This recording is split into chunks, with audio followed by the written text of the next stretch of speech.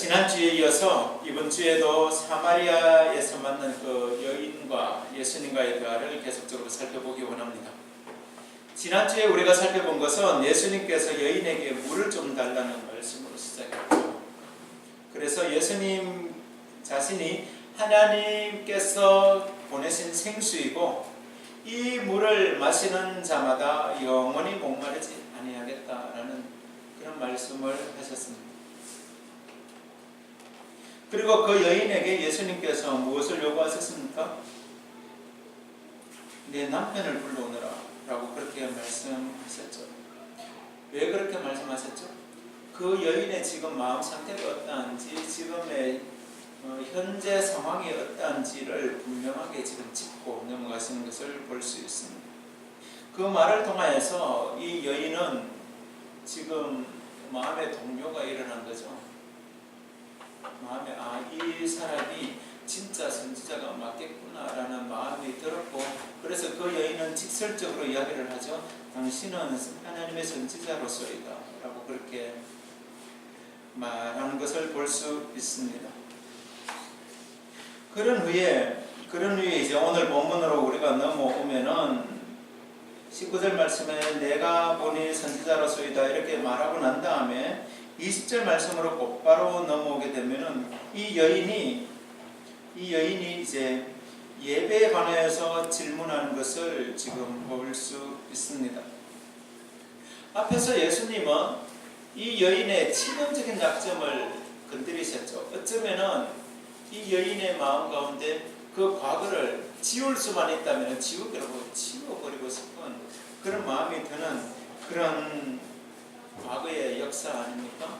그런데 이 부분을 예수님께서 건드리셨고, 그리고 그 부분을 짚고 넘어가기 원하셨다는 것은, 지금도 한 여인이 남편을 5번 바꿨다 하면은 결혼을 5번 했다 그러면 아주 치명적이죠. 그런데 2000년 전은 하물며 말할 수도 없는 것이죠. 그래서 그 여인이 그 부끄러운 부분을 조금이라도 감추기 위하여서 다른 사람들하고 말을 섞는 것도 싫고, 그래서 그가 하는 것은 물을 먹기는 먹어야 되겠고, 그죠? 물을 먹지 않으면 살 수가 없으니까 한낮에 물을 들어오는 그것이었습니다. 손가락질하고 비난당하던 그 문제를 이제 예수님께서 건드리시니까 좀 당황스럽기는 했습니다. 하지만 예수님의 입장에서는 이 여인의 그 과거의 부분을 반드시 짚고 넘어가고, 그래서 그 여인의 마음 상태가 어떠하고 그가 하나님이 절대적으로 필요한 분입니다. 그 여인의 지금 마음 상태는 하나님이 절대적으로 필요한 부분이고, 그리고 그래서 그 여인에게 정말로 하나님의 도우심과 하나님의 은혜의 자리로, 도우심과 은혜가 있는 그 자리로 나오도록 예수님은 지금 이끌어내고 계신 것입니다. 우리도 마찬가지죠. 이러한 부분들이 있다면, 우리의 치명적인 그런 약점이 있다면 그것은 우리가 믿음 생활하는 가운데서도 반드시 해결하고 넘어가야 되는 부분들이에요. 그래서 예수님은 그것을 먼저 건드리셨고, 그래서 그것을 해결하고 넘어가기를 원했던 것입니다. 그런데 이것을 통하여서 이 여인이 뭐라 말합니까? 당신이 참으로 참 선지자입니다 라고 말할 수밖에 없는, 그런 고백을 할 수밖에 없는 그런 상태로 지금 끌고 가신 것이죠. 그러고 난 다음에 이 여인이 지금 곧바로 질문하는 것이 예배에 관한 부분입니다. 하나님 앞에 제사를 지내는 부분에 관해서 늘 마음속에 이렇게 좀 가지고 있었던 의문이 있었죠.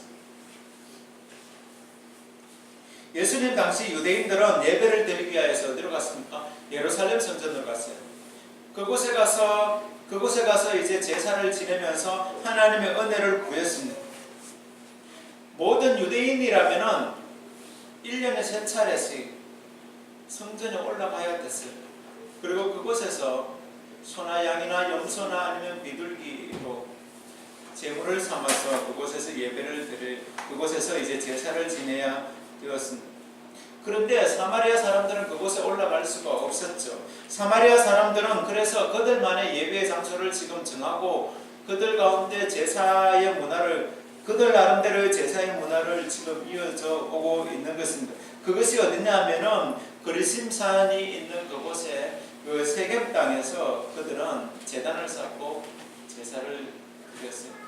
신명기 11장 29절 그리고 여호수아 8장 33절 말씀에 의하면은 그곳이 참된 예배의 장소라고 그들은 주장을 합니다. 왜냐하니까 그 여호수아가 이제 가나안 땅에 입성할 때에 제일 먼저 타겟으로 잡았던 그 장소가 바로 세겜 땅이었습니다. 그렇기 때문에 역사적인 배경에 비춰보면은 이 그리심산이 그냥 하나님께서 정하신 예배의 장소라고 그들은 믿고 있었던 것이죠. 그런데 유대인들은 어디서 예배합니까? 예루살렘 성전에서 솔로몬이 성전을 지었던 그 자리, 지금은 헤롯 성전이 있는 그 자리에서 지금 예배를 하고 있는데, 그렇다면 과연 여기서 예배하는 것이 옳습니까? 아니면 여기가 하나님 앞에 예배 드리는 것이 옳습니까? 라고 지금 질문을 하고 있는 것이죠. 다른 말로 하면은 과연 하나님은 예루살렘 성전에 계십니까?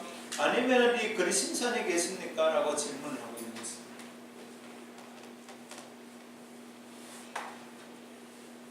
그런데 이 질문에 관해서 예수님은 아주 분명하고 날카로운 대답을 하시죠. 21절 말씀에 예수께서 이르시되 여자여 내 말을 믿으라. 이 산에서도 말고 예루살렘에서도 말고 너희가 아버지께 예배할 때가 이르리라. 무슨 말씀이냐면 이 산에서도 아니고 이 그리심산도 아니고 그리고 그 예루살렘도 아니고 이 양쪽이 아닌 제3의 장소에서 또 다른 곳에서 예배드릴 그때가 온다는 것입니다.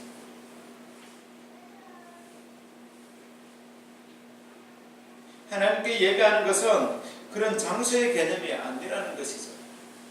만약에 오늘날도 우리가 지금 하나님을 믿고 하나님께 예배드리는 하나님의 임재 장소가 어느 한 곳에 정해져 있다면 우리가 어떻게 예배하겠어요? 만약에 우리 한국에는 하나님의 임재 장소가 계룡산이다 그러면은 주일마다 계룡산으로 다 올라가야 될까?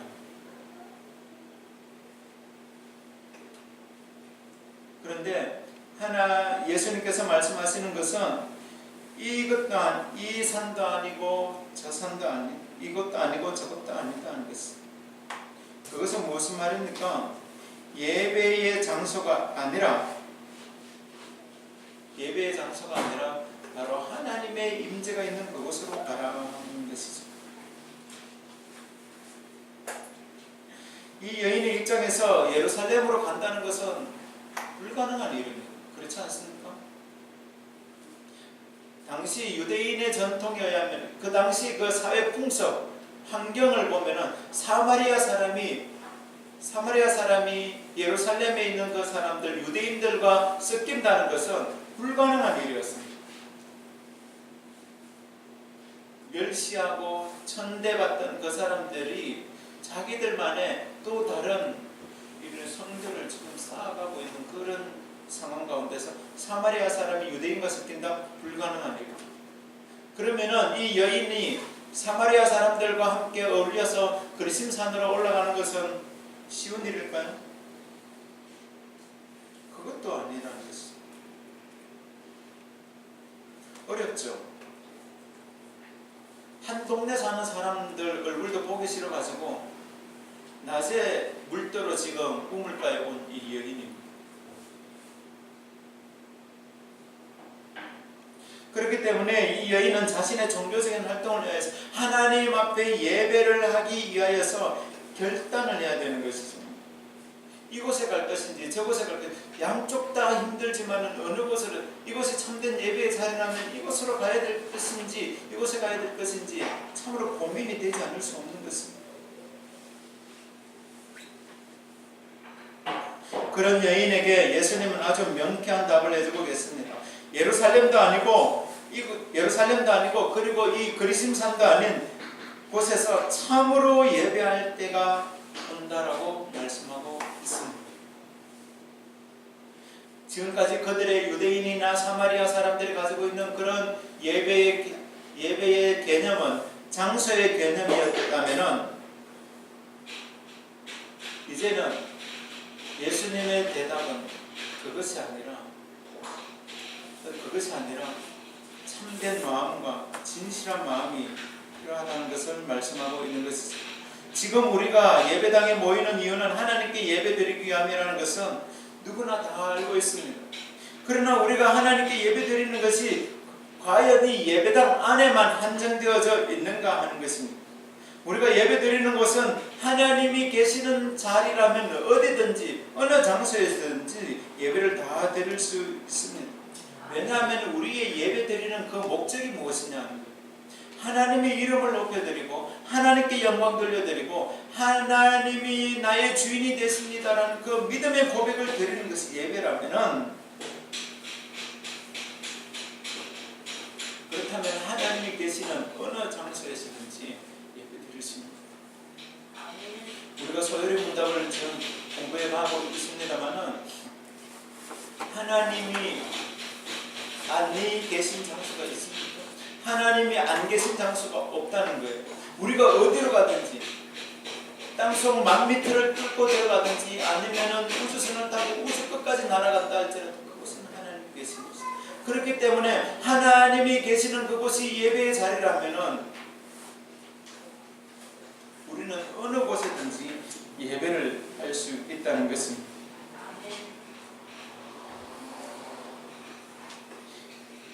이 여인은 예수님께 어디서 예배를 드려야 됩니까? 라고 질문을 하고 있지만 예수님의 대답은 어디서 예배를 드리는가가 중요한 것이 아니라 어떤 예배를 드리는가가 중요하다는 것이죠.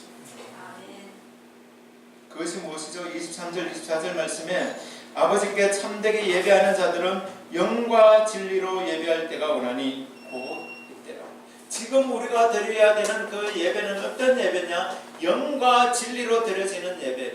과거에는 개역 한글판에는 신령과 진정으로 드리는 예배라고 그랬는데 이 영과 진리로 드리는 예배를 드려야 된다는 것이죠. 하나님께서 영이시기 때문에 예배하는 자들도 우리의 영을 다하여서 하나님께 예배드리는 것입니다. 하나님 그 자체가 진리이시기 때문에 우리는 진심을 담아서 그 참되신 진리이신 하나님 앞에 예배드린다는 것입니다. 하나님이 영과 진리가 되시기 때문에 우리는 이 영과 진리를 분리해서 예배할 때만큼은 분리해서 나누어서 생각할 수 없다는 것이죠. 무엇보다 중요한 것은 우리가 예배를 드릴 때 그 영이 되시고 진리 되신 그 하나님이 우리와 함께하고 계시고 하나님의 임재를 느끼고 하나님이 우리를 지키고 보호하신다는 그것을 경험하는 것이 더 중요하다는 말씀입니다. 아멘. 우리가 처음 예배를 시작하며 성령 하나님께서 이 자리에 오셔서 함께 참여하시기를, 이 자리에 임재하여 주시기를 위하여서 우리는 기도합니다. 그 이유는 무엇입니까? 성령 하나님 이 자리에 와 계시지 않으면 이 예배는, 우리가 드리는 이 예배는 아무 소용이 없기 때문입니다. 우리의 찬양과 기도와 말씀 그리고 헌금의 순서를 가지면서 절차에 따라서 예배를 진행하지만은 그것보다 더 중요한 것은 성령 하나님께서 모든 순서마다 함께 하시고 예배를 받으시는 것인 줄로 믿습니다. 아멘. 그리고 또 한 가지, 우리가 예배를 드리면서 주일날 이 자리에서 예배를 드리면서 한 가지 더 결단해야 되는 것이 있어요. 제가 조금 전에도 말씀드렸습니다만 하나님이 아니 계신 곳이 없다고 했어요. 교회 안에만 계신 것이 아니라 교회 밖에도 계시고 여러분들이 가는 어느 곳에 계시든지 그곳에 하나님이 계시는 자리이기 때문에 무엇보다 중요한 것은 주일 예배보다 더 중요한 것은 월요일부터 토요일까지의 그 삶의 현장에서 드리는 그 예배, 우리가 살아가는 그 삶의 영역에서 드리는 그 모든 예배, 그 예배가 더 중요합니다. 그 예배는 어떤 예배냐? 그곳에서 찬양을 부르고 기도를 하고 말씀을 읽고 이런 예배의 순서와 절차를 따라서 하는 것은 아니다 할지라도 그곳에서 하나님을 경험하고 하나님이 그 자리에 계시다는 것을 우리가 인정하고 믿음으로 고백하며 하나님께서 내 마음을 다스리시고 우리의 모든 삶의 영역과 우리의 모든 생각들을 다스리시고 통치하여 주시옵소서라는 그 믿음의 고백, 그 믿음의 고백이 있는 그 자리가 어디든지 예배의 자리가 있는 줄로 믿습니다. 아멘. 우리가 찬양할 때, 또 우리가 기도할 때, 우리가 공적으로 모여서 함께 찬양하며 함께 기도할 때 마음에 감격이 일어나고 눈에서 눈물이 나는 것이 그것이 성령 하나님의 임재일 수도 있습니다. 그러나 그것만이 전부는 아니라는 것이죠. 우리가 찬양을 부르지 않아도 그곳에서 하나님의 은혜가 있다면, 하나님의 도우심을 경험한다면 그 자리가 바로 예배의 처소가 될 수 있다는 것이죠. 우리 교회와는 좀 거리가 있는 내용이기는 하지만은 한때 한참 유행처럼 지나갔던 것이 중대형 교회에서 유행처럼 지나갔던 것이 교회 안의 시설에 엄청난 투자를 했던 적이 있습니다.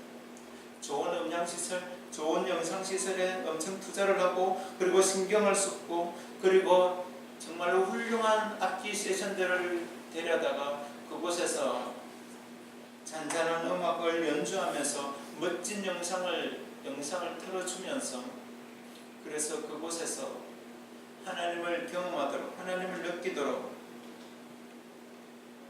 그렇게 했던 적이 있어요. 찬양을 부르면 눈물이 나고 신나서 펄펄펄펄 뛰고 하는 것이 그것이 성령 충만함으로 우리가 생각했던 적도 있습니다. 그것이 하나님의 임재가 있는 곳이라고 생각했던 적도 있습니다. 그래서 교회들마다 내부 인테리어에 많이 신경을 쓰고 좋은 악기, 좋은 연주자, 좋은 음향시설을 구하기 위해서 전국을 쫓아다녔던 그런 기억도 있습니다. 그래서 본당 안에 들어오면 먼저 분위기에 압도를 당하고 그리고 엄숙한 분위기를 느끼도록 그래서 교회가 많이 신경을 썼죠. 그런데 과연 그것이 성령 하나님의 임재라고 우리가 말할 수 있느냐 하는 것입니다. 이런 분위기에서 마음의 경건함이 일어나지 않으면 좀 더 이상하죠.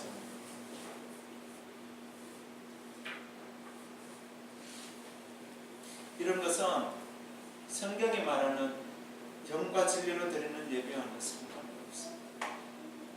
이런 것이 전혀 없다 할지라도 내 말은 광야라 할지라도 그것이 아무것도 없는 정말로 허허벌판이라 할지라도 양사방이 다 우상으로 가득한 그런 우상의 나라에 우리가 떨어져 있다 할지라도 그곳이 하나님이 함께 하시는 자리가 되게 해달라고 혼자서 기도하는 그 자리가 바로 예배의 자리인 줄로 믿습니다. 아멘. 또 한 가지 예수님은 예배에 관하여서 소개를 하면서 마태복음 5장 23절 24절 말씀에 이렇게 말씀을 합니다. 그러므로 예물을 제단에 드리려다가 거기서 내 형제에게 원망들을 만한 일이 있는 것이 생각나거든 예물을 제단 앞에 두고 먼저 가서 형제와 화목하고 그 후에 와서 예물을 드리라. 예배를 드릴 때 아주 중요한 원리 한 가지를 지금 마태복음 5장에서 예수님은 설명하고 있습니다. 형제에게 원망들을 만한 일이 있으면 먼저 예배를 드리기 전에 형제와 화목하고 그리고 와서 하나님 앞에 예배를 드리라 하는 것입니다. 하나님 앞에서 정결하지 못한 것 그리고 이웃이나 형제들에게 원망들을 만한 일이 생각이 나거든 그것부터 해결하고 그리고 난 다음에 하나님 앞에 예물을 드려도 드려라는 것이죠. 얼마나 실제적입니까? 우리 하나님께서는 인격적인 하나님이십니다. 그분이 원하시는 것은 그분이 싫어하시는 일을 우리가 먼저 해결하라는 거예요. 죄악된 모습으로 하나님 앞에 나올 수 없다는 것입니다.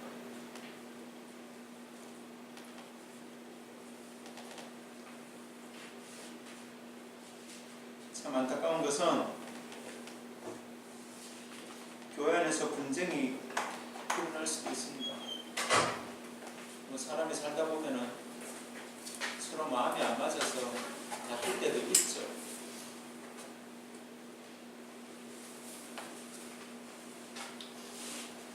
그렇지만 하나님 앞에 예배하는 자들의 마음가짐은 그러지 않았으면 좋겠다는 것입니다. 교회 안에서 분쟁이 일어났는데 어떤 무리는 1층에서 예배드리고 어떤 무리는 2층에서 예배드리고 서로 자기들이 섬기는 하나님이 옳다라고 이야기를 한다면 어떻게 되겠는가 하는 것입니다. 예수님은 말씀하십니다. 내 형제에게 원망 들을 만한 일이 생각나거든 예물을 제단 앞에 두고 가서 형제와 먼저 화목하고 그 후에 와서 예물을 드리라, 예배를 드리라 라고 말씀합니다. 인격적인 하나님께서 우리의 삶을 바꾸라고 말씀하실 때 우리가 예배를 드릴 때 한 가지 중요한 것을 늘 빠뜨리고 생각하는데 이것 잊어버리면 예배가 안 돼요. 무엇이냐면은 예수님께서 십자가상에서 희생제물이 되셨다는 것입니다.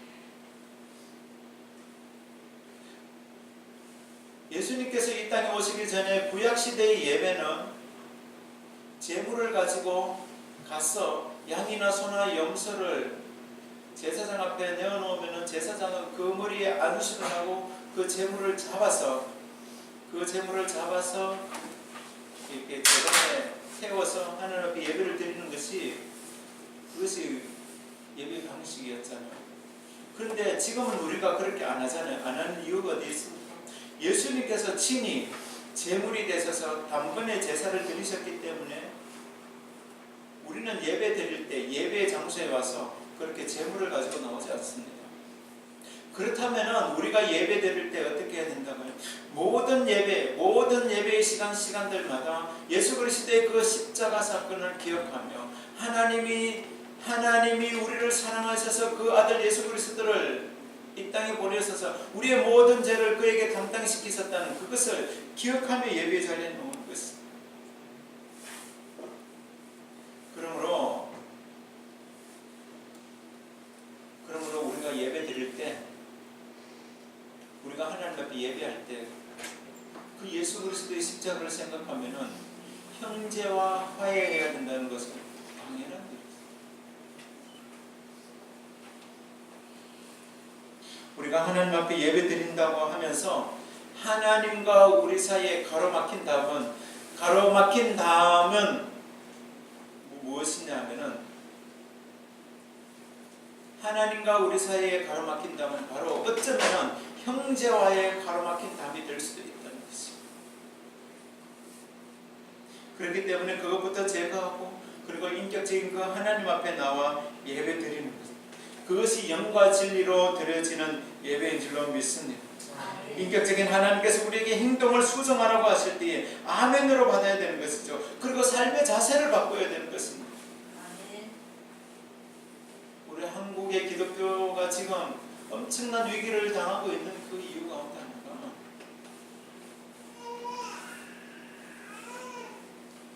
이원론적인 생각, 하나님 앞에 예배를 드린다고 하면서 전혀 우리의 삶은 달라지지 않는 그것 때문에 요즘 우리 한국교회가 코너에 몰렸잖아요. 하나님 앞에서 우리가 진리의 말씀을 들으며 그 진리의 말씀 앞에 우리 삶을 비추어 보고 그리고 우리의 행동을 수정하고 난 다음에 형제와 화목하고 난 다음에 그리고 하나님 앞에 드리는 그 예배, 그것이 영과 진리로 드려지는 예배인 줄로 믿습니다. 예수가 성부물가에서 예수님을 만난 이 여인, 그가 예배에 관해서 질문을 했을 때 영과 진리로 예배를 드리라고 하는 이 말을 듣고 그의 마음이 어땠을까? 그의 마음이 어떤 마음이었을까? 우리는 지금까지 그것을 잘 생각해 보지 않았습니다. 지금 우리가 이 여인의 입장이라면 상당히 부담스럽고 힘들고 어쩌면 이거 괜히 물어봤나 하는 그런 마음이 들 수도 있습니다. 이 여인이 수가성에 살면서 껄끄러운 사람이 어디 한둘이겠습니까? 그들과 관계를 정리하고 그들과 형제와의 관계를 정리하고 난 다음에 하나님 앞에 예배 드리려고 한다면 참 힘든 일이죠. 어려운 일이죠.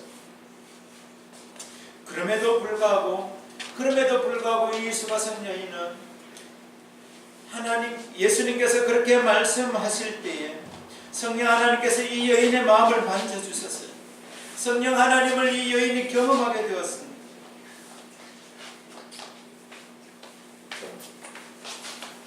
그래서 이 여인의 마음 가운데 이제 나도 새로운 마음을 가지고 새 출발을 할 수 있겠다는 그런 마음이 들었고, 그래서 그가 예수님께 질문하는 것이 당신이 바로 앞으로 오실 메시아가 맞습니까? 25절 말씀에 여자가 이르되 메시아 곧 그리스도라 하는 이가 오실 줄을 내가 아노니 그가 오시면 우리에게 모든 것을 우리에게 알려주시리이다 라고 이렇게 말한 것은, 혹시 당신이 그 구약 성경에서 예언한 그 메시아가 맞습니까? 라고 지금 질문하고 있는 거예요. 그것에 관해서 예수님께서 어떻게 말씀하십니까? 26절 말씀에 예수께서 이르시되 내게 말하는 내가 그라 하시니라.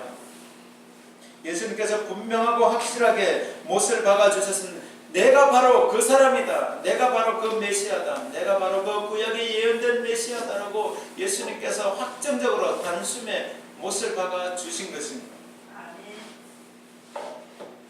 그 순간 그 여인의 마음 가운데 어떤 변화가 일어났죠? 그 마음속에 있는 모든 엉덩이가 다 풀어지는 순간이었습니다. 그토록 지우고 싶었던 그 지우개로 지울 수만 있다면 지우고 싶었던 과거의 모든 삶이 지워지는 순간이었습니다. 과거가 봄날에 눈이 녹듯이 사르르 다 녹아지는 그 순간이었습니다.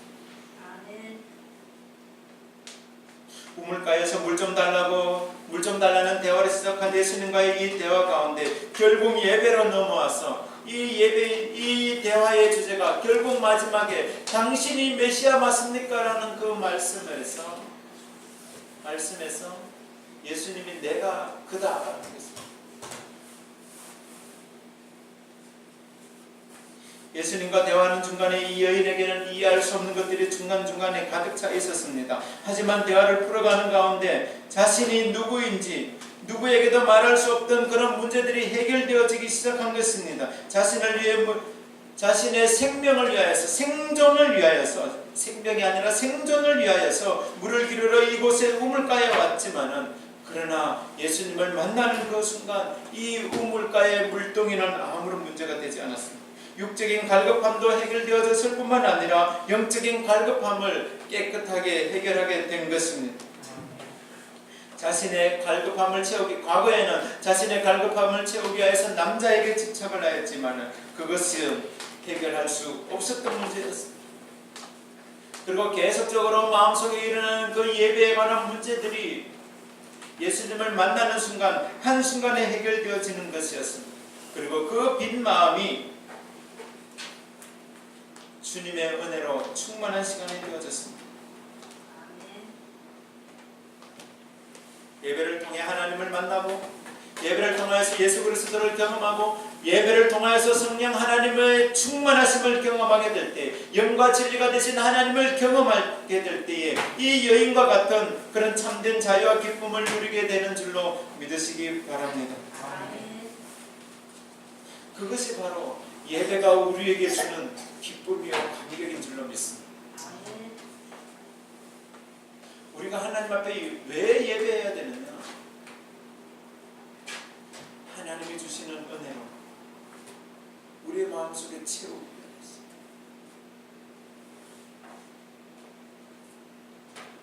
생존을 위하여서 물을 기르러 우물가에 왔다가 메시아 되시는 참 그리스도 되시는 예수 그리스도를 만나고 난 다음에 그는 어떻게 하죠?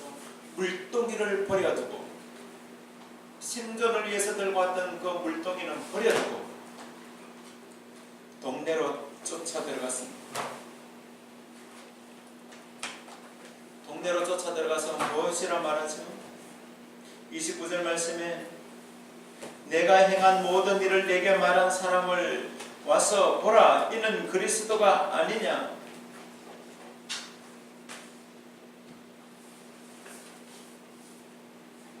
자신이 숨기고 싶었던 그 과거, 자신이 그토록 지우고 싶었던 그 과거를 말하는 이 남자를 보고, 이분을 보고, 이 예수님을 보고 그가 하는 말이 내가 행한 모든 일을 내게 말한 그 사람을 와서 보라. 그가 바로 메시아다.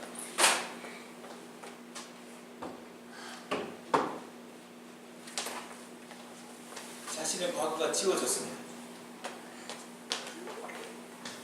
만약에 그것이 생각났다면 동네 사람들 앞에 가서 그렇게 외칠 수 있겠습니다.